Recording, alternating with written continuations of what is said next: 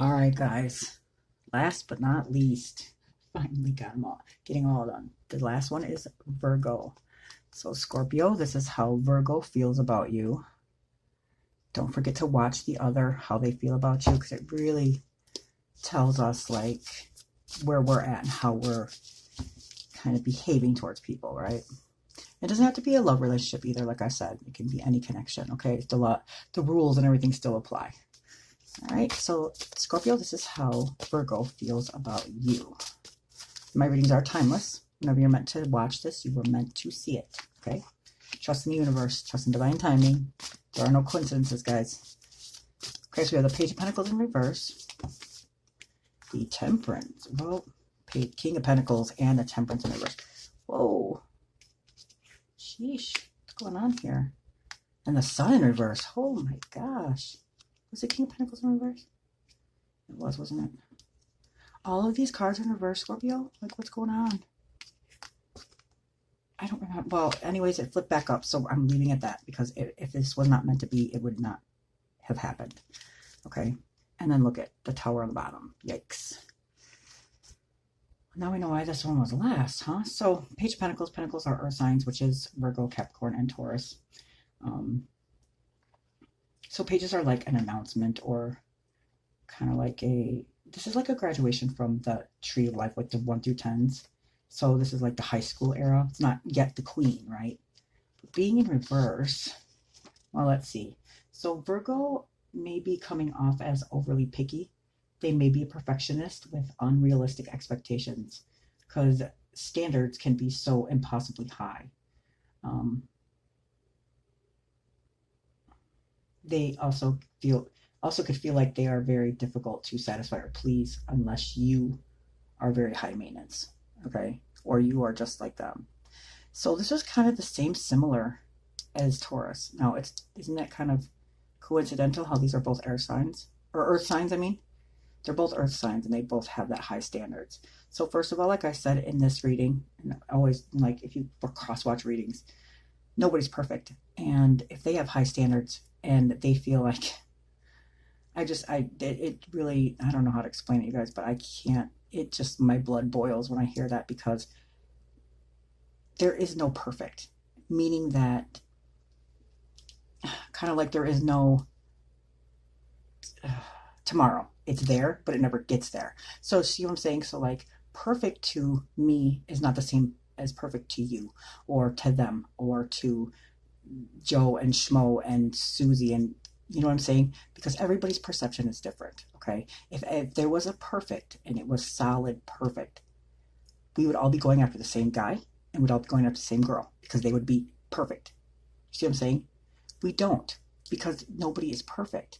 Maybe perfect in their own grandeurs of illusion, yeah, but come on. I mean, when you're trying to strive to be perfect, it causes more stress, anxiety, because nothing will ever be perfect.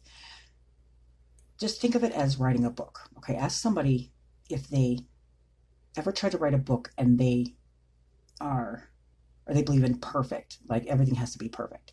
The book will never get written. Never. It'll get rewritten and rewritten and rewritten and rewritten, so much so that it'll be veer off as far as when they first started the book. See what I'm saying? Because there is no perfect. So watch out for that, Scorpio, okay? It seems like it's really big. I don't think that Capricorn got it, because Capricorn is also an earth sign with them, but these two, that was really similar. Another thing that's so similar is that this is the King of Pentacles. This is also earth, and this is Taurus's card, but it also is earth.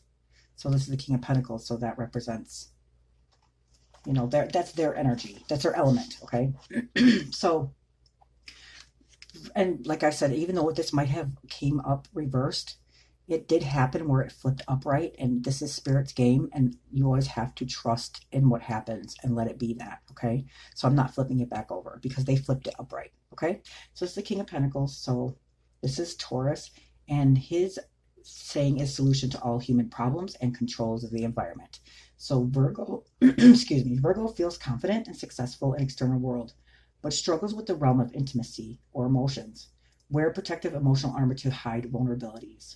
So this requires a lot of time and a lot of patience. Well, that would explain the perfectionism, right? people that are so Virgo looks on the outside to be very confident, very successful to everybody else, right? So they're worried about status, okay? But they struggle with the realm of intimacy and emotions, and they wear protective emotional armor to hide vulnerability. Well, being vulnerable is courageous, okay? Because that's who we are at our core level, at our soul level, okay? Um, if they were confident and successful in the external world, they shouldn't struggle with intimacy or their emotions at all. So that kind of tells me that that's an act, if you will. Worrying about status is very disturbing because you are basically conforming for others to get their approval on something that's in their own perception. Because that too is status, how they view you. That's their perception, right? No two people have the same perception or have the same, because everybody was raised differently and brought up differently, have different views, have different ethics. You know, we're all cut from different cloths and we're all different for a reason, okay? So wanting that approval from other people for status is bewildering to me because nobody's opinion of you, or your status, I should say, should even influence you of who you are, because they're not judging you about like who you are inside. They're judging you with what they see on the outside. So keep that in mind, guys, okay? Yeah, this person has a lot of healing to do, definitely. Or maybe just the illusions that, you know, are gonna, that's why the tower here. So I'll explain this to you in a minute.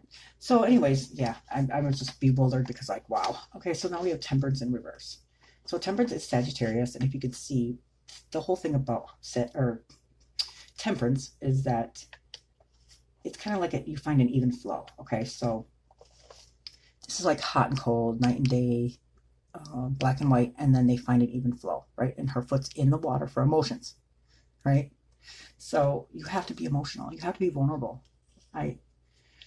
It because okay, so here's the thing. Okay, if we put armor on and we block out our vulnerability, so that we don't get hurt and we don't get, you know, we don't put ourselves out there to get hurt again because we were hurt so bad before, and you know we don't want to go through that again. I understand that, but here's the thing, guys. Yeah, my cat's upside down. She's so goofy. Here's the thing, guys. We put the armor on when we were younger to protect us when we were younger. Okay. But as we grow older, we learn how to deal with things and cope with things and heal with things, and how to learn that it's not about us. 100% of the time that something like that happens to us, we get shamed, blamed, criticized, whatever, has nothing to do with us. And we learn that as we grow up. So now we know how to deal with it, right? And we learn how to feel that emotion in a healthy manner and get rid of it, whatever. So as adults, we cannot put this armor on and block out vulnerability. Being vulnerable is what is like, oh, how can I explain this? Like our imagination. It's like who we're, like our innocence. It's like the part of us that creates. Well, anyways, and then we stopped doing that because somebody either shamed us, blamed us, judged us, criticized us, whatever. And then we feel less than. Okay, well, first of all, their opinions don't even matter at all. And if they're actually judging you, that says a lot about their character. And you just, I mean, this is where you're at an adult level. You know that that's not anything to do with you, and you let it go. Okay, so when you block out the vulnerability aspect of you, you're not all in. Okay, and if you're not all in, then it's never going to be successful, because you can't cut corners, and you can't pretend, and you can't be something that you're not. You have to be all in all aspects, in every way. You have to be vulnerable in a relationship. Okay, that's the point of being in a relationship. So I don't know. This is why the tower moment happened, or is going to happen, I should say. Either way, I mean, I don't predict the future, guys. So I tell you where the energies are at right now. And then that way you can get like clarity, insight, a better understanding of whatever's going on. But you tell your story, you decide. Okay, so today God gave us free will. So today you go left, tomorrow you go right. See what I'm saying? So I can't predict the future, but this is where the energy is at right now. And if it has nothing to do with you, then just leave it where it is. Don't make it make sense, guys. You can't force a reading or anything else, okay? Just don't do that. Okay, so Virgo feels that there's an imbalance in the relationship. You don't say. When temperance is revealed, one partner's cup may feel full, while the other's is running empty. Individual fulfillment found in independent activities may help. All right. Clearly, right?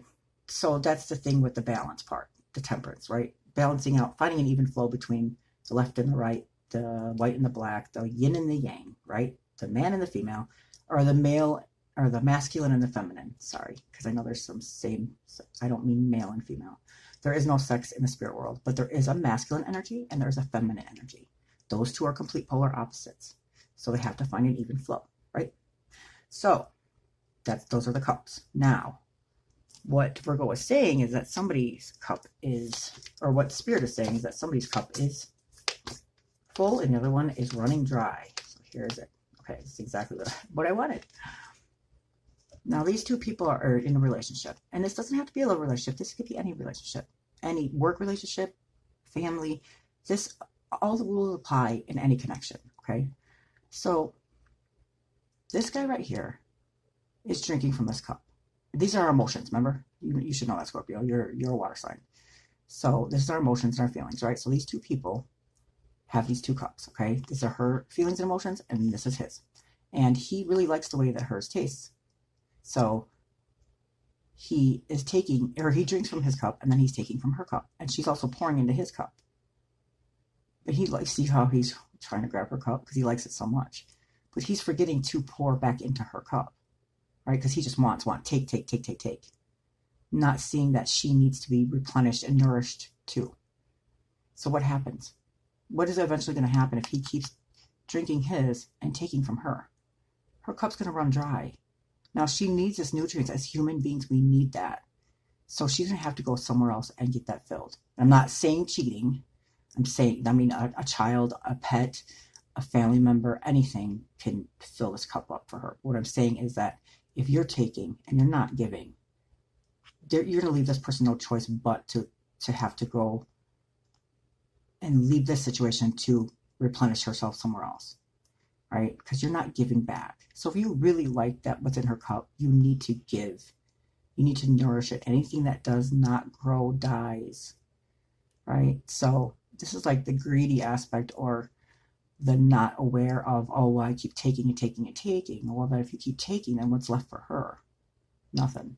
It could also be the other way around. So what I'm saying is these cups need to equally be reciprocating. She needs to give to him. He needs to give to her. And that way these cups can stay full. If one is giving and the other one is not, the cup is going to run dry and there's nothing more to give. And then you're forced to walk away and everybody loses.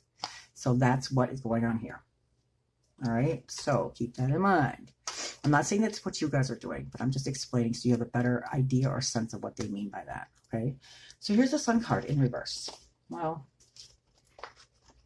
not the kind of card I wanted to see in reverse.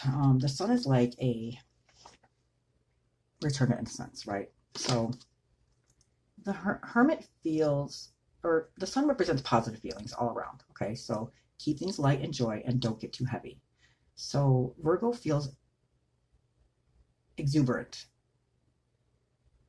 attractive, and charismatic. You brighten up all the mood of the room when you walk into it.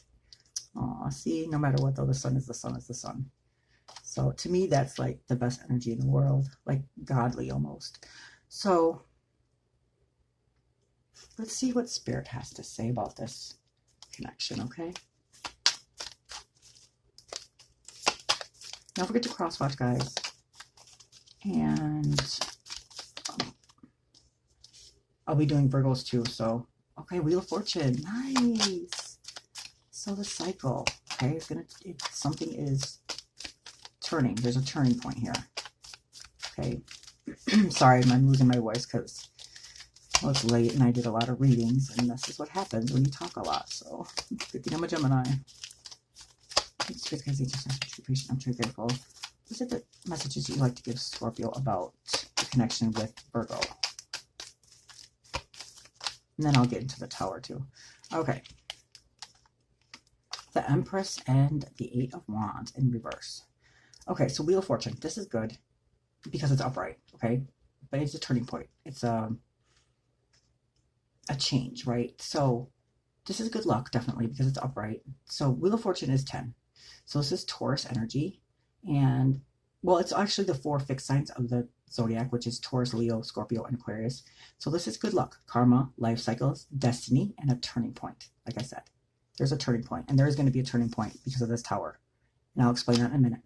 So now the Empress. The Empress is very beautiful. This is a Venus energy. This is like the mother card, okay? It's also going to be fertility. It could be a baby mom. It could be somebody getting to be pregnant or somebody. So just keep that in mind. So feminine, beauty, nature, nurturing, abundance, and the mother card. So and there's a child right here. So it could be pregnancy, or somebody could get pregnant, or if you can't have kids, it could be like a new idea, the turning point of a new idea, or something that wants to be birthed, right? Or abundance, or nurturing, or beauty, okay? So the Eight of Wands in reverse. This is communication, and this is fast communications. So 8s on the tree of life are seeking solutions, right? This is in reverse. This is also communication, Sagittarius, right? So there might be slow communication or no communication. So this is Mercury and Sagittarius. So this is the Lord of Swiftness. So there's a delay, a frustration, a resisting change, or trying to align. Yikes. Okay, so let's get into this. This is the Tower. So as we grow, which we grow every single day, and we learn, and we get better, or we evolve, whatever, we're this building, right? And when we grow and grow and whatever, we get better, this foundation right here, what was actually built on initially with this building has grown so much, it's different. And so therefore this foundation cannot hold this building anymore. So what happens, and what needs to happen, is the universe will come in and with one bolt of lightning, hit it right in the crown chakra, which is our minds, and bring this building to its very knees. Why? To rebuild. Because this foundation can no longer hold this building. That's so you can build from, it was built on a shaky foundation, right? So now you can build from the ground up a stable foundation. Now, the Tower happens suddenly, unexpectedly, and it's chaotic, okay? But that's what needs to happen. It's what needs to happen to change this cycle, okay? Whether it's you or them, I'm not sure, but that perfectionism has got to go out the door because they're never going to be satisfied. Nothing is ever going to be perfect, and nothing is ever going to, if somebody wants perfection, they are never going to get it, which is sad because it's saying like, you're doomed. You know, you're, it doesn't matter however you go about this, you're not going to get that. So, you know, just, I don't know. I'm not sure, but this is your reading, Scorpio. I hope it helps. Just a little insight and clarity, of course.